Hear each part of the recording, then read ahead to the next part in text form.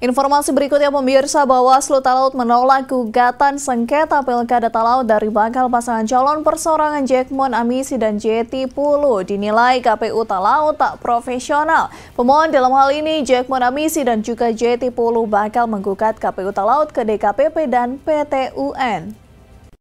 Dalam agenda pembacaan putusan musyawarah sengketa Pilkada Talaut dari pasangan persorangan Jekmon Amisi dan Jeti Pulu yang digelar di kantor Bawaslu Talaut. Bawaslu Talaut dalam putusannya menolak gugatan pemohon dalam hal ini Jekmon Amisi dan Jeti Pulu. Terkait ditolaknya gugatan tersebut, pemohon dalam hal ini Jekmon Amisi dan juga Jeti Pulu akan membawa persoalan ini hingga ke DKPP dan PT UN.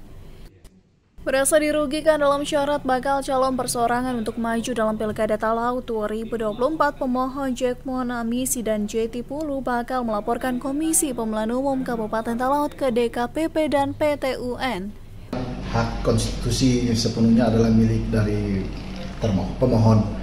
Untuk langkah-langkah hukum selanjutnya kan setelah selesai dari sini, kalau pemohon tidak puas ya bisa naik ke Pengadilan Tata Usaha Negara ya. Tapi itu sepenuhnya dari pemohon.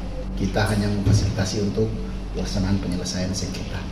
Karena merasa kami dirugikan atas keputusan KPU Kabupaten Kepulauan Talaut, sehingga kami mengajukan adjudikasi di Bawaslu Kabupaten Kepulauan Talaut. Semua sudah berproses, nanti kita menunggu putusan dari Bawaslu Kabupaten Kepulauan Talaut. Amisi mengatakan akan membawa persoalan ini ke DKPP sebab menurutnya apa yang telah ia lakukan termohon dalam hal ini KPU Talaut tidak sesuai yang ia harapkan.